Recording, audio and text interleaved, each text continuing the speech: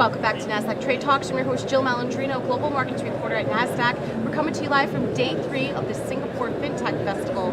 Joining me for the segment, we have Governor Njoroge. He is the governor of the Central Bank of Kenya. We're going to take a look at how Kenya's economy is completely transforming into a digital economy. Doctor, thank you so much for joining us at the Fintech Festival. Thank you, And Jill. Kenya is becoming a world-renowned nation for digital innovation. Share with us the journey that Kenya is on.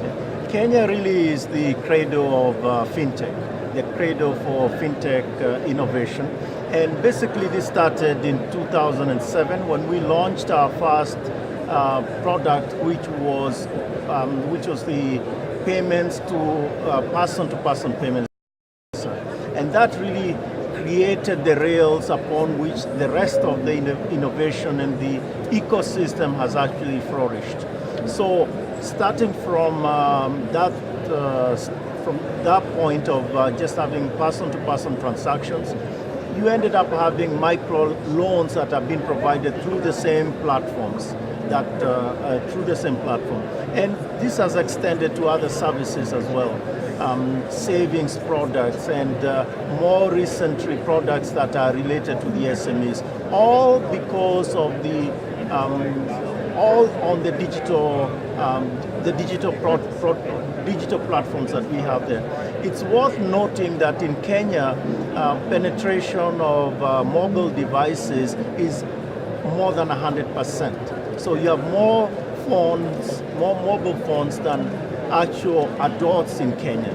So in effect, this is something that has created the revolution, and there's a lot of potential going forward. All right, and even more exciting, you hosted the first Afro-Asian Fintech Festival leading up into the Singapore Fintech Festival. Tell us more about that. Yeah, that was in July of this year, and this was the first Afro-Asian Fintech Festival.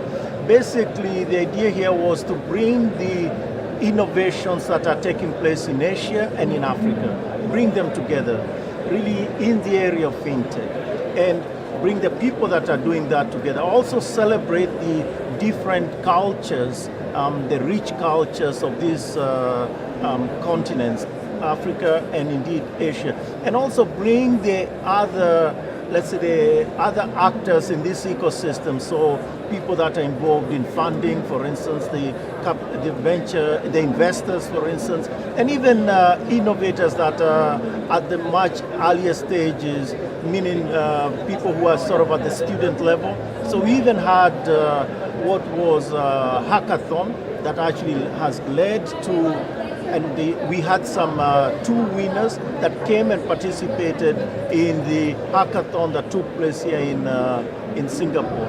It was very exciting. We had more than 2,000 participants, and frankly, this is something that we will repeat every single year, and it will be a milestone towards the Singapore Fintech Festival, the greatest fintech festival in the world. All right, and to wrap up here, you just don't stop at what's happening today. What's your outlook for the future? The outlook really is very exciting for several reasons.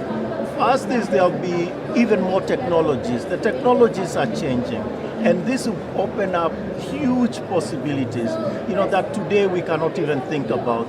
So that is one thing that is for sure. That's a constant. The other one is the ecosystem is expanding. And you have a lot of innovators that are now working, and they are providing new products that maybe a few years ago were not very, were not even in the realm of our imagination. But at the end of the day, the urgency of all this is to benefit the consumers. So the people that are really benefiting from this are the final consumers. And that really leads to, it really makes us very excited, because it is them in the end that will benefit from all the technology and all the moving forward of the ecosystem and indeed this area of fintech. So exciting. Thank you so much, Governor, for joining us at the Fintech Festival. Thank you, Jill. And thank you for joining me throughout the day at Nasdaq Trade Talks. I'm Jill Malandrino, Global Markets Reporter at Nasdaq.